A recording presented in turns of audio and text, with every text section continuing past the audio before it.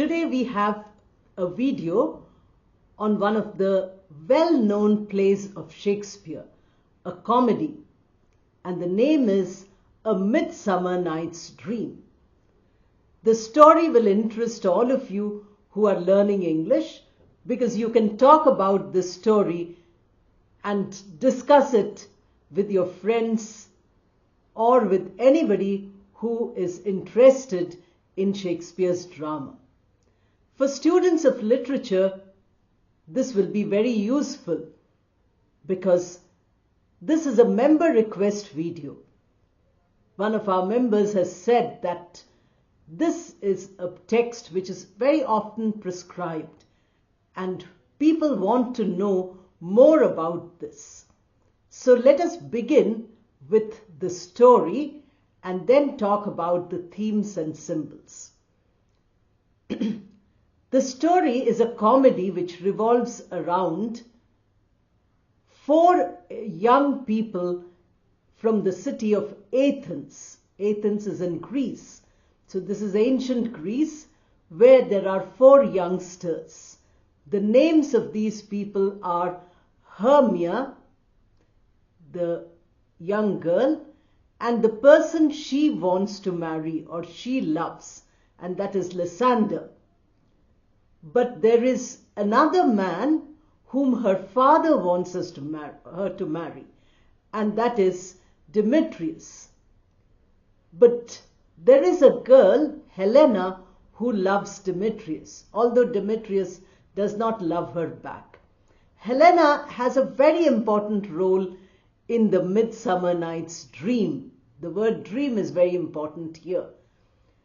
These people are in a situation where Hermia doesn't want to marry a person, Demetrius, but she wants to marry Lysander. The father says no. So they go to the king and queen. And these people are also getting married. Theseus and Hippolyta. So the entire play surrounds the concept of marriage. And there is also another marriage, and that is of the fairy king and queen who are already married, but they have a conflict in their marriage. So the plot develops in a very complicated way in the first and second act. You find how the plot develops. This play has many subplots. There are a group of actors who are going to perform at the wedding of Theseus and Hippolyta. So they are also here. There are fairies who are with the fairy king and queen. And these four people are the central figures in the main plot. So when Hermia and Lysander are not allowed to get married, they run and they escape to the forest. Hermia tells her friend Helena that, this is what I'm planning to run away. Helena is very jealous because she knows that the person she loves, Demetrius, actually loves her friend, doesn't love her. So to make mischief, she goes and tells Demetrius that these two are running away, please go behind them. And all four of them reach this forest, which is a very magical forest. Now Shakespeare was a popular dramatist. He was writing from the point of view of the interest of people in the Elizabethan times. So in almost all his plays, there is some element of the supernatural. Look back at Macbeth, you will find it. Here also, the fairies are there in this forest, the fairy land. And here, they are all now in the power of the fairies. So, Oberon and Titania are here. They are the king and queen of fairies. But there is a quarrel between them because Titania's page, young boy, whom Oberon wants to possess. He says, I want this boy to be my page, not yours. She refuses to give it. Then he tries a magic potion. He says as soon as Titania falls asleep, he calls Puck. Puck is a very important character here. And there is another character, Bottom, which also is very important. So he tells Puck that I'll give you a juice of a flower. If you put it in her eyes, she will fall in love with the first person whom she sees on waking up. So this is the love juice. And then she wakes up. Puck makes Bottom look like a donkey, ass. So she wakes up and falls in love with this ass, the person with an ass's head.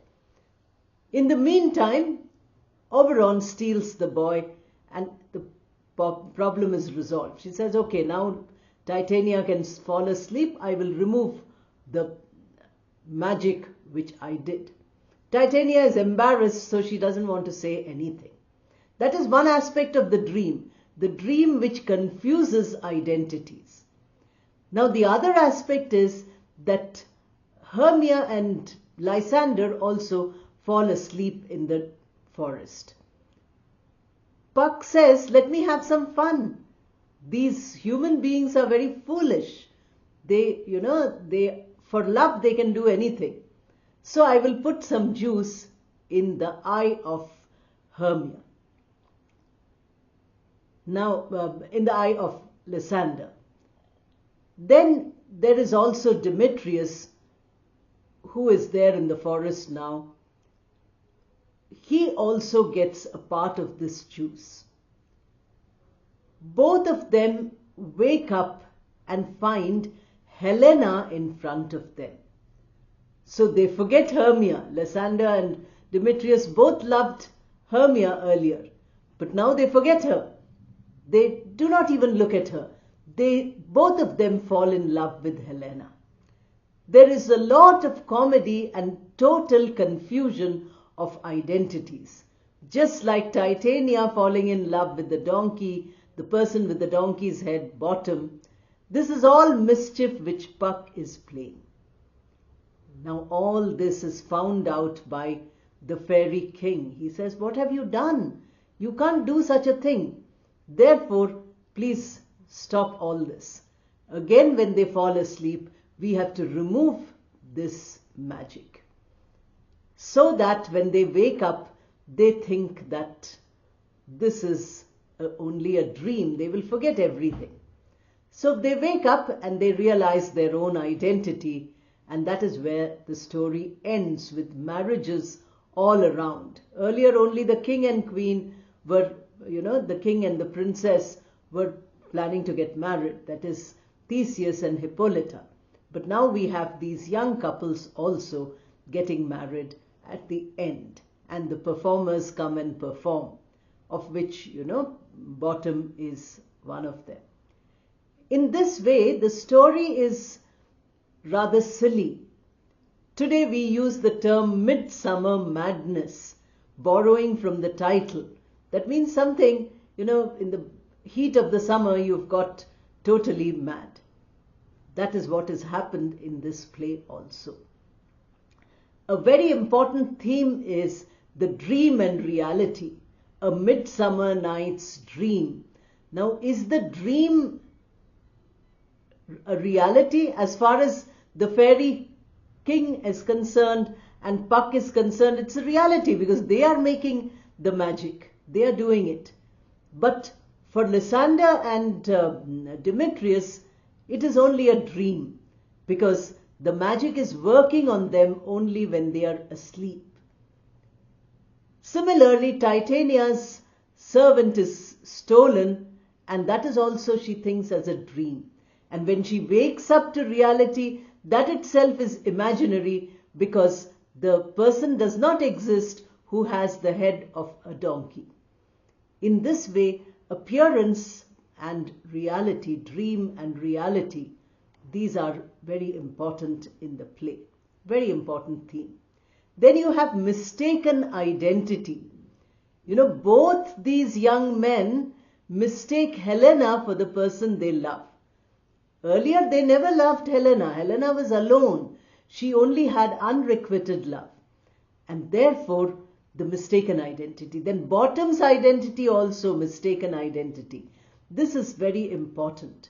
Getting back the identity which they had earlier. That also transformation, all in magic, all in fairy terms. Then we have love versus reason. 2 or 3 places where Puck says, very famous lines are there. When you read the play, you'll come across them. When he says that love is not rational. When you think, you reason out, you find that there is no reason to love. But love is emotional. It is not rational. It is not thought with the mind. It's thought with the, it's felt with the heart. That is what we find here. Then you have also power struggle. When you have Puck giving this juice by saying, I'm so powerful, I can make anybody fall in love with anybody. Then you have Oberon saying, I want your slave, I cannot allow this page boy to be yours. We also have the symbol in the love juice. Love juice is a powerful symbol in the entire play. The Midsummer Night's Dream, the title, is the dream only because of magic juice which is got from the flower. There is a lot of mythology, Greek mythology involved in the meaning of the flower. When you read a lot of critics who have written about it, you will come across great details. But for us, in simple terms, the love potion is a symbol of all the themes, love and mistaken identity and power struggle and dream and reality. All these revolve around this single symbol. If this love juice or love potion was not there, the play would not have existed. Shakespeare's play was very popular when it was enacted because it suited the taste of his audience. Today also in schools and colleges' syllabus, this play is prescribed and students enjoy reading it because it's very humorous. So I would recommend that all of you read it. Shakespeare's language is a little difficult because it is a very old, kind of English which is about 400-500 years old. We don't use much of that English.